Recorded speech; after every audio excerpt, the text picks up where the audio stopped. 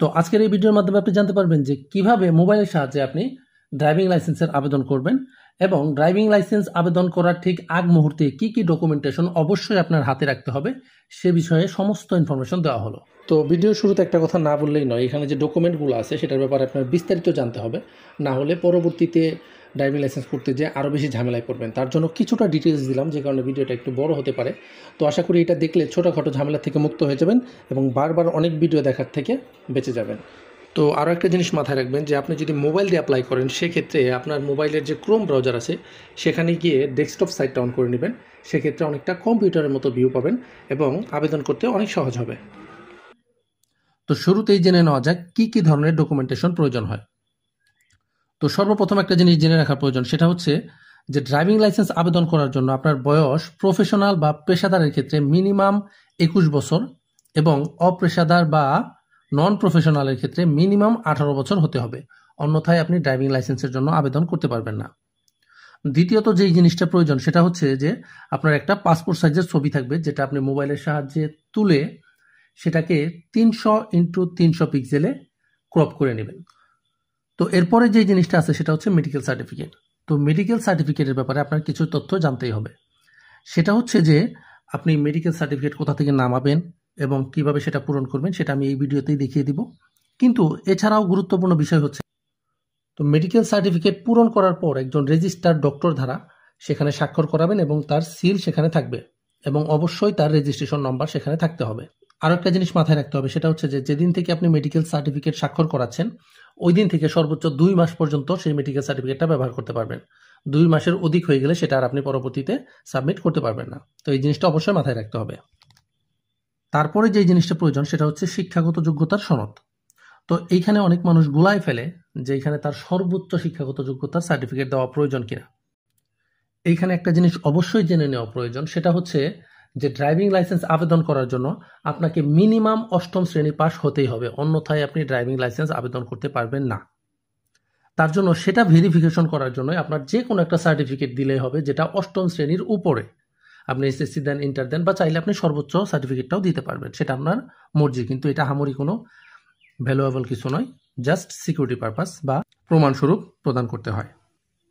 তারপরে যেই জিনিসটা প্রয়োজন সেটা হচ্ছে আপনার জাতীয় পরিচয়পত্র, সেটার একটা স্ক্যান কপি আপনার অবশ্যই সঙ্গে রাখতে হবে। তো তারপরে যেই জিনিসটা প্রয়োজন সেটা হচ্ছে বিদ্যুৎ বিলের কপি।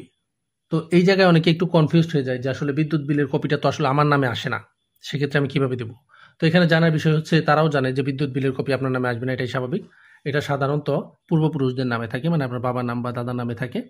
কোনো সমস্যা নেই, আপনি শুধু একটা বিদ্যুৎ বিলের কপি সেখানে সাবমিট করে দিবেন। তারা শুধু আপনার স্থান ভেরিফিকেশনটা করবে, আর কিছুই না। তারপরে যে জিনিসটা আছে, যারা প্রফেশনাল ড্রাইভিং লাইসেন্সের জন্য আবেদন করবেন তাদেরকে ডুপ টেস্টের রেজাল্ট দিতে হয়। তো এই ডুপ টেস্টের রেজাল্ট জমা দিতে হলো যখন আপনি ড্রাইভিং লাইসেন্স পাস করবেন তারপরে জমা দিতে হয়। আর সেটার মেয়াদকাল থাকে সর্বোচ্চ 1 মাস, মানে আপনি পাস করার পর আপনার 1 মাস মেয়াদের ডুপ টেস্টের রেজাল্ট জমা দিতে হবে। 1 মাস মেয়াদ বলতে আপনি যেদিন টেস্ট করাবেন তার ভিতর থেকে 1 মাসের ভিতরে সেটা জমা দিতে হবে। তারপরে যে জিনিসটা অবশ্যই সঙ্গে রাখতে হবে সেটা হচ্ছে আপনার মোবাইল নাম্বার, যেটা আপনার এনআইডি দিয়ে খোলা। এবং খেয়াল রাখতে হবে যে সেই মোবাইল নাম্বারে ইতিপূর্বে কেউ কোনোদিন অ্যাকাউন্ট করে নাই। আপনার এনআইডি কার্ড বা মোবাইল নাম্বারে যদি ইতিপূর্বে কেউ অ্যাকাউন্ট খুলে থাকে, ধরেন ড্রাইভিং লাইসেন্স করে নাই কিন্তু অ্যাকাউন্ট খুলছে, তাহলে সেই অ্যাকাউন্ট দিয়ে বা সেই মোবাইল নাম্বার দিয়ে আপনি ড্রাইভিং লাইসেন্সের অ্যাকাউন্ট খুলতে পারবেন না। সেক্ষেত্রে এই জিনিসটা অবশ্যই এনশিওর হয়ে নেবেন যে আপনি যেইটা দিয়ে করতেছেন সেটা যেন ইতিপূর্বে কেউ ব্যবহার না করে। এইসব জিনিস যদি আপনার সঙ্গে রাখেন সেক্ষেত্রে আপনি কোনো ধরনের ভোগান্তি পোহাতে হবে না। তো এখন বিস্তারিত প্রসেস আমি দেখিয়ে দিচ্ছি যে কিভাবে আপনি আবেদন করবেন। তো এই পদ্ধতিতে আবেদন করলে আপনার কোনো ধরনের হ্যাসেল হবে না ইনশাল্লাহ। A to Z সমস্ত কিছু এই ভিডিওতে দেওয়া থাকলো। তো সর্বপ্রথম যে কাজটি করবেন সেটা হচ্ছে আপনার মোবাইলে থাকা ক্রোম ব্রাউজারে চলে যাবেন। সেখানে গিয়ে নিউ ট্যাবের মধ্যে লিখবেন BSP। এটা লিখলেই ঠিক এরকম একটা ইন্টারফেস চলে আসবে, যেখানে লেখা আছে দেখেন ইউজার লগ ইন। এটার উপরে ক্লিক করবেন। ইউজার লগ ইনে ক্লিক করলে ঠিক এরকম একটা ইন্টারফেস আসবে। তো আসলে আপনি তো নতুন খুলবেন, সেক্ষেত্রে এটা হচ্ছে লগ ইন পোর্টাল, এটা আপনার প্রয়োজন নেই। নিচে যে হেয়ার নামের যে অপশনটা আছে, প্লিজ ক্লিক হেয়ারের মধ্যে ক্লিক করবেন। তারপর ঠিক এরকম একটা ইন্টারফেস চলে আসবে। তো এটার উপরের যেটা, এটা এমনিতে একটা নোটিশ দিয়ে রাখছে, উপরে দেখেন ক্রস বাটন আছে, সেখানে তো উপরে কোনায় যে ক্রস বাটন আছে সেটাতে ক্লিক করলে সামনে একটা চলে যাবে। উপরে ডান পাশে কোনায় দেখেন প্রবেশ করুন এবং নিবন্ধন দুইটা অপশন আছে। তো আপনি যেহেতু নতুন ইউজার, আপনার কোনো আইডি নাই, সেক্ষেত্রে আপনি করবেন কি নিবন্ধনে ক্লিক করবেন। নিবন্ধনে ক্লিক করলে এরকম একটা ইন্টারফেস চলে আসবে, যেখানে প্রথমে লেখা আছে হচ্ছে জন্ম তারিখ। ধরেন এখানে লেখা আছে ডেতে ক্লিক করবেন। তো আপনার জন্ম কত তারিখ সেটা, তারপর হচ্ছে মাস, আপনার মাস যেটা সেটা সিলেক্ট করবেন। তারপরে হচ্ছে ইয়ার, তো আপনি কত সালে হয়েছেন সেটা সিলেক্ট করবেন। তারপরে হচ্ছে জাতীয় পরিচয়পত্রের নাম্বার, আর নিচে হচ্ছে আপনি আপনার মোবাইল নাম্বারটা দিবেন। একটা জিনিস খেয়াল রাখবেন যে এই নাম্বারটা আপনার একদম ড্রাইভিং লাইসেন্স হাতে পাওয়া পর্যন্ত সারা জীবনে কাজে লাগবে। তো যেই নাম্বারটা আপনি রেগুলারলি ইউজ করেন বা যেটা আপনার নামে নিবন্ধিত সেটা ব্যবহার করতে হবে। তো ইতিপূর্বে আপনার মোবাইল নাম্বার এবং আপনার যে এনআইডি কার্ড আছে সেই নাম্বার দিয়ে যদি কোনো অ্যাকাউন্ট খোলা থাকে তাহলে আপনি কখনোই নতুন করে অ্যাকাউন্ট খুলতে পারবেন না। তো আপনি যে মোবাইল নাম্বারটা দিয়েছেন সেখানে একটা ওটিপি কোড যাবে, সেই ওটিপি কোডটা এখানে বসাতে হবে। তো ওটিপি নাম্বারটি দেওয়ার পর ওটিপি যাচাই করুন, এই অংশটি ক্লিক করবেন। তো আপনার এনআইডি কার্ড থেকে আপনার যে তথ্যগুলো আছে সেটা অটোমেটিক এখানে চলে আসবে। তো এখানে নতুন করে যেই জিনিস দিতে হবে সেটা হচ্ছে ইমেল আইডি আর হচ্ছে পাসওয়ার্ড। ইমেল আইডি কোনো আহামরি জিনিস না, সেটা বাধ্যতামূলক না, আপনি চাইলে দিতে পারেন, চাইলে নাও দিতে পারেন, কিন্তু পাসওয়ার্ড নির্বাচন করবেন। তো সবসময় চেষ্টা করবেন আপনার যে ফোন নাম্বার আছে ওইটাই পাসওয়ার্ড দিতে। এর কারণ হচ্ছে যেটা আহামরি কিছু না যে কেউ চুরি করে নিয়ে যাবে, এটা মনে রাখাটা এক কাজ। কারণ অনেক সময় দেখা যায় এই অ্যাকাউন্ট খোলার পরে আপনার দীর্ঘদিন পরে এটা প্রয়োজন হতে পারে। তো সেক্ষেত্রে মোবাইল নাম্বার আর পাসওয়ার্ড যদি একই থাকে সেক্ষেত্রে লগ ইন করতে সুবিধা হয়। তাছাড়াও এটা ভুলে গেলেও সমস্যা নাই, আপনি শুধু ফরগট পাসওয়ার্ডে ক্লিক করবেন, আপনার ফোনে একটা ওটিপি যাবে, আবার নতুন করে সেট করতে পারবেন। এটা আহামরি কোনো মাথা ব্যথার জিনিস না। তো দুইটা পাসওয়ার্ড সেম দেওয়ার পরে নিবন্ধন করুন এই অংশটাতে ক্লিক করবেন। আপনার পাসওয়ার্ড সেট হয়ে গেছে। এখানে দেখেন লেখা আসছে যে account created successfully, please log in your account by provided mobile number and password. তো আপনার ইউজার নেম এবং পাসওয়ার্ড দেওয়ার পর লগ ইন অপশনটাতে ক্লিক করবেন। তো আপনার এটি খুলে এটার ভিতরে প্রবেশ করার পর ঠিক এরকম একটা ইন্টারফেস আসবে।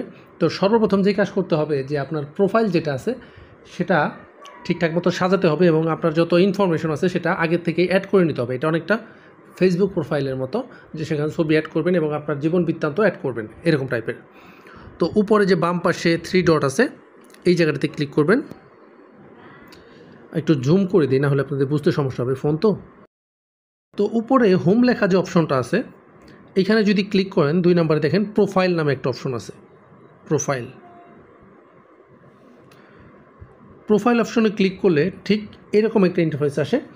তো এখান থেকে আপনি আপনার ছবি সেট করবেন এবং আপনার যেগুলো ইনফরমেশন দেওয়া আছে, যে আপনার পিতার নাম ইংলিশে এবং মাতার নাম ইংলিশে, এবং আপনার লিঙ্গ সিলেক্ট করতে হবে, পুরুষ না মহিলা, এই জিনিসগুলো পূরণ করতে হবে। তো এই জায়গায় আসার পর সবাই আসলে ভেবাচাকা খেয়ে যায় যে এরপরে কী করবে, এরপরে তো কোনো অপশন নাই। তো সবাই আসলে এলোমেলো হয়ে যায়। এই জায়গাটা খুবই গুরুত্বপূর্ণ। এই যে ডান পাশে যে একটা স্ক্রোলিংয়ের মতো অপশন যেটা আছে না, এটাকে কী বলে, রিফ্রেশ বাটন, যেটা এটাতে রিফ্রেশ করলে দেখবেন যে আপনার নাম ঠিকানা দেওয়ার মতো সমস্ত অপশন চলে আসছে। তো এই সমস্ত ইনফরমেশন দেওয়ার পর আপনি হালনাগাদে প্রোফাইল হালনাগাদে ক্লিক করবেন। তো এটা একদম আপনার এনআইডি কার্ডে যেরকম দেওয়া আছে ঠিক সেভাবে দেখে দেখে দিয়ে দিবেন। তো এইটার নিচে আছে ইমেইল, পাসপোর্ট, জন্ম নিবন্ধন, এগুলো আসলে আপনার কোনো কিছুই দরকার নাই। এটা দিলেও চলে, না দিলেও চলে। তো আপনি যদি সেফটি পারপাস দিতে চান সেক্ষেত্রে আপনার পাসপোর্টের সাথে এটা হয়তো বা লিঙ্ক আপ হয়ে যাবে। তো অন্যথায় আপনি না দিলেও কোনো প্রবলেম নাই।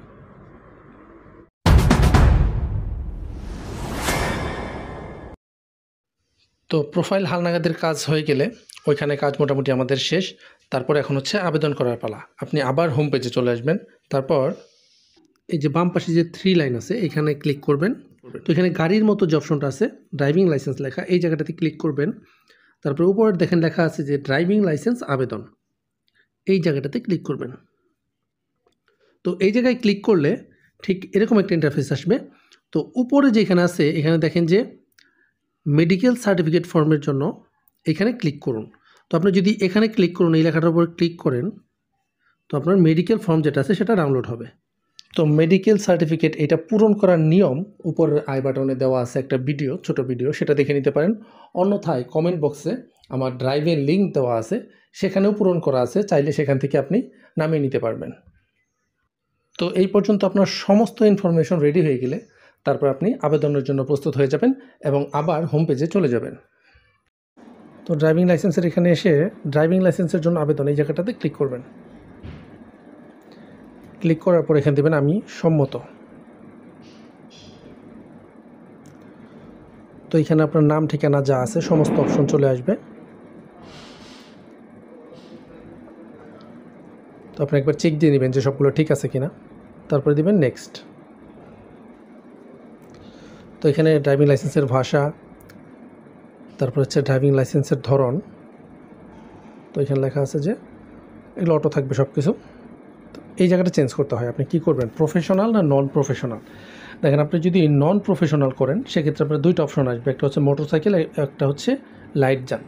তো প্রফেশনাল এবং নন প্রফেশনাল একটু ডিফারেন্স আছে। আমি যদি সহজ ভাষায় বলি, আপনার যদি নিজের গাড়ি থাকে মানে মোটরসাইকেল থাকে অথবা প্রাইভেট কার থাকে, সেগুলো চালানোর জন্য নন প্রফেশনাল করবেন। এবং আপনি যদি ড্রাইভিং রিলেটেড কাজ করতে চান সেক্ষেত্রে আপনাকে প্রফেশনাল ড্রাইভিং লাইসেন্স করতে হবে। দেখেন আসলে এখানে যদি প্রফেশনাল সিলেক্ট করেন সেক্ষেত্রে অপশন আসবে অনেকগুলা। একটা হচ্ছে মোটরসাইকেল, একটা হচ্ছে লাইট, একটা হচ্ছে 3 হুইলার, একটা হচ্ছে আদার্স। আপনি যদি আদার্স সিলেক্ট করেন সেক্ষেত্রে আলাদা আলাদা যানবাহনের জন্য আলাদা আলাদা লাইসেন্স আছে।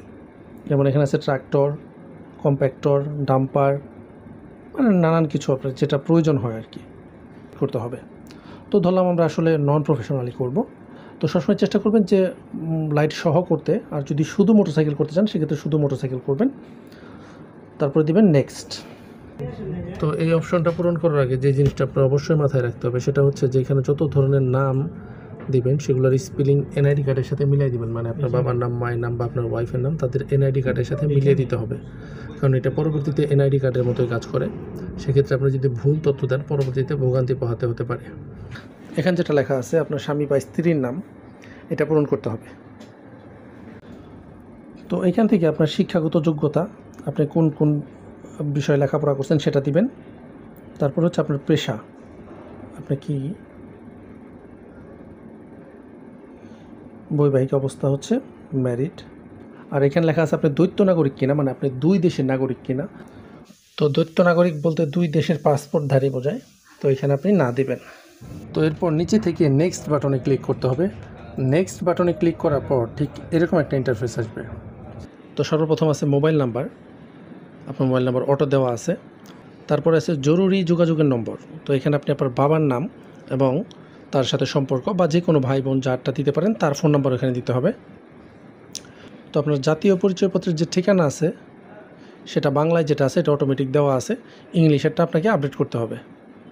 তো এই কাজটা আপনার 2-3 বার করা লাগতে পারে, যেমন ওই নাম ঠিকানা যেটা আছে উপরে নিচে এরকম কয়েকবার লিখতে হয়, সবগুলো ঠিকঠাক মতো পূরণ করবেন। তো উপরটা নিচেরটা সেম রাখার পর আপনি যদি ঠিকঠাক মতো দেন সেক্ষেত্রে আপনার সার্কেল অফিসের নাম চলে আসবে যে কোন সার্কেলে আপনার পরীক্ষা পড়বে। যেমন এখানে লেখা আছে গাজীপুর বিআরটিএ, তো আপনি যেটাই দিবেন সেটা চলে আসবে। তো সমস্ত কিছু দেওয়ার পর নেক্সটে ক্লিক করবেন। সাকসেসফুলি সব কিছু সেভ হয়ে গেছে। তো তারপরে যেই জিনিসটা আছে 4 নাম্বার যে ধাপ আছে, এটাই সব থেকে গুরুত্বপূর্ণ ধাপ। আপনি ইতিপূর্বে আপনার যত ধরনের ডকুমেন্ট ছিল সেটা যেটা পিডিএফ করে রাখছেন সেটা এখানে সাবমিট করতে হবে। যেমন সর্বপ্রথম যেটা আছে সেটা হচ্ছে মেডিকেল সার্টিফিকেট সংযুক্ত করুন। আপনি চুজ ফাইলে ক্লিক করবেন, তারপরে এখান থেকে আপনার যেটা আছে জাস্ট আমি বোঝানোর স্বার্থে দিচ্ছি যে সেটা ক্লিক করে এখানে দিবেন, অটোমেটিক সংরক্ষণ করুন, এখানে চলে যাবে। তো এই জায়গাটা হয়তো আরেকটু ক্লিয়ার করে দেওয়া প্রয়োজন, বেশিরভাগ মানুষ এই জায়গাটা এসে গোলায় যায়। এখানে চুজ ফাইলে ক্লিক করার পর আপনার যে ফাইল যেটা আছে সেটা সিলেক্ট করবেন এবং দেখবেন ডান পাশের যে সংরক্ষণ করুন যে অংশটা আছে এই অংশটা সবুজ হয়ে যাবে। তো সবুজ হওয়ার পর সংরক্ষণে ক্লিক করবেন। তারপরে ডান পাশে দেখুন নীল ঘর দিয়ে লেখা আছে যে দেখুন, ওইখানে যদি ক্লিক করেন সেক্ষেত্রে আপনি দেখতে পারবেন যে আপনার মেডিকেল সার্টিফিকেট বা শিক্ষাগত সনদ সেটা ঠিক আছে কিনা প্রত্যেকটা একটা একটা করে মিলাই নেবেন। যদি এখানে ভুল দেন সেক্ষেত্রে কিন্তু আপনার পরবর্তীতে অ্যাপ্লিকেশন বাতিল হয়ে যাবে। নিচে দেখেন লেখা আছে স্মার্ট কার্ড প্রাপ্তির ঠিকানা, তো এটা হচ্ছে ডাকযোগে। তো এখান থেকে দেখেন এই যে ঠিকানার ধরন ইংরেজি, এটাই যদি আপনি ক্লিক করেন প্লিজ সিলেক্ট 1, এখানে ক্লিক করলে ধরেন আপনার প্রেজেন্ট অ্যাড্রেস যেটা আছে, আর নর্মালি আসলে প্রেজেন্ট অ্যাড্রেস এবং পার্মানেন্ট অ্যাড্রেস দুইটা সেম থাকে, তো তাদের জন্য তো যে কোনো একটা সিলেক্ট করলে হলো। কিন্তু যাদের পার্মানেন্ট অ্যাড্রেস ভিন্ন কিন্তু প্রেজেন্ট অ্যাড্রেস আপনি যেখানে আছেন সেখানের জন্য আপনি প্রেজেন্ট অ্যাড্রেস সিলেক্ট করবেন। সিলেক্ট করার পর আপনার প্রেজেন্ট অ্যাড্রেস যেটা দেওয়া ছিল সম্পূর্ণটা এখানে চলে আসছে। তো আসার পর এইখান থেকে যদি নেক্সট করেন বা সাবমিট করেন তাহলে আপনার এখানকার সমস্ত ঝামেলা শেষ। তো নেক্সট বাটন ক্লিক করার পর ঠিক এরকম একটা ইন্টারফেস আসবে, যেখানে লেখা আছে যে আবেদন সম্পন্ন করার জন্য আপনার তথ্যটি যাচাই করে ফি প্রদান করুন, ফি জমা দিন। এই অংশটাতে ক্লিক করবেন। এই অংশটাতে ক্লিক করলে আপনার যে সকল তথ্য যেগুলো আছে এগুলো আবার রিনিউ হবে, মানে আপনার সামনে আরেকবার আসবে। তো আপনি ভালো মতো আরেকবার যাচাই করে নেবেন। আমি বারবার বলতেছি, যদি এগুলো ভুল করেন, এটা অনেকটা এনআইডি কার্ডের মতোই, ছোটোখাটো ভুল হলে পরবর্তীতে ঝামেলায় পড়বেন। আর এই কার্ডটা অনেকটা এনআইডি কার্ডের থেকে বেশি পাওয়ারফুল হিসেবে কাজ করে। তো নিচে যে লেখা আছে দেখেন, ফি জমা দিন, এই অংশটাতে ক্লিক করবেন। তো ফি জমা দিন এই অংশটাতে ক্লিক করার পর ঠিক এরকম একটা ইন্টারফেস আসবে, যেটা আসলে আপনার টাকা জমা দেওয়ার জন্য অপশন। তো বেশিরভাগ মানুষ আসলে কী করে, আপনার নগদ বা বিকাশের মাধ্যমে দিয়ে থাকে। উপরে দেখেন লেখা আছে যে মোবাইল নাম্বার, এর পাশে একটা গোল চিহ্ন আছে, ওইখানে টিক চিহ্ন দিয়ে দিবেন, তাহলে আপনার ফোনের ভিতরে মেসেজ যাবে। তারপরে হচ্ছে ধরুন আপনি নগদ, বিকাশ, ধরলাম বিকাশটা সবার কাছে আছে, বিকাশে পেমেন্ট দিবেন।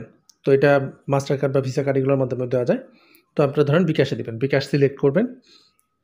বিকাশ সিলেক্ট করার পর নিচে দেখেন আই এগ্রি নামে একটা অপশন আছে, সেখানে দিয়ে নিশ্চিত নামের যে অপশনটা আছে সেটাতে ক্লিক করবেন। তো এটা একটু লোডিং হয়ে আপনাকে বিকাশের পেজে নিয়ে যাবে। এখানে সর্বপ্রথম আপনি আপনার ফোন নাম্বারটা দিবেন, দেওয়ার পরে এখানে কনফার্মে ক্লিক করবেন। আর এখানে কত টাকা কেটে নেবে সেটা উপরে লেখা থাকবে। কনফার্ম ক্লিক করলে আপনার ফোনে একটা ওটিপি কোড যাবে, ওটিপি কোডটা এখানে দিতে হবে। তারপর হচ্ছে বিকাশের পিন নাম্বার দিবেন। বিকাশের পিন নাম্বারটা দিয়ে আপনি কনফার্ম করলেই তারা আপনার থেকে টাকা কেটে নেবে এবং এরকম একটা ড্যাশবোর্ডে চলে আসবে। তো এইখানে আসার পর দেখেন উপরে লেখা আছে প্রিন্ট লার্নার। এই প্রিন্ট লার্নারে ক্লিক করলে আপনার যে লার্নার যেটা আছে সেটা প্রিন্ট হয়ে যাবে বা আপনি ডাউনলোড করে রেখে দিতে পারবেন। এবং সেটার মধ্যে আপনার এক্সামের ডেট, মানে কোন সময় এক্সাম হবে, সমস্ত ইনফরমেশন দেওয়া থাকে। তো সাধারণত 3 মাস সময় লাগে, 2 থেকে 3 মাস সময় লাগে আপনার পরীক্ষার ডেট পড়তে। তো আপনি চাইলে বেশি টাকা দিয়ে ইমার্জেন্সি লাইসেন্সও করা যায়, সেটা ভিন্ন ইস্যু। কিন্তু অ্যাজ ইউজুয়াল সাধারণ মানুষের জন্য নর্মাল যে প্রসেস আছে সেটাই মেনে নেওয়া ভালো। তারা এই সময়টা দেয় কারণ এই সময় অ্যাপ্লাই করার পরে আপনি যেন প্র্যাকটিস করেন ড্রাইভিং লাইসেন্সে পাস করার জন্য। তো ড্রাইভিং লাইসেন্সের পরীক্ষা কেমন হয় সেটা নিয়ে সম্পূর্ণ বিস্তারিত আমার একটা ভিডিও করা আছে। তাছাড়া অরিজিনাল প্রশ্ন কেমন হয়, লিখিত প্রশ্ন কেমন হয় বা ভাইভা কেমন হয় সেটা নিয়ে সম্পূর্ণ বিস্তারিত ভিডিও আমার চ্যানেলে একটা প্লে লিস্ট করা আছে ড্রাইভিং লাইসেন্স নামে, সেখানে দেওয়া আছে। তাছাড়াও আমি ভিডিও শেষে সংযুক্ত করে দেবো, যদি কেউ চান সেক্ষেত্রে দেখে নিতে পারেন। তো আজ এ পর্যন্তই, দেখা হচ্ছে অন্য কোনো ভিডিওতে। সে পর্যন্ত সবাই ভালো থাকবেন, সুস্থ থাকবেন। আসসালামু আলাইকুম।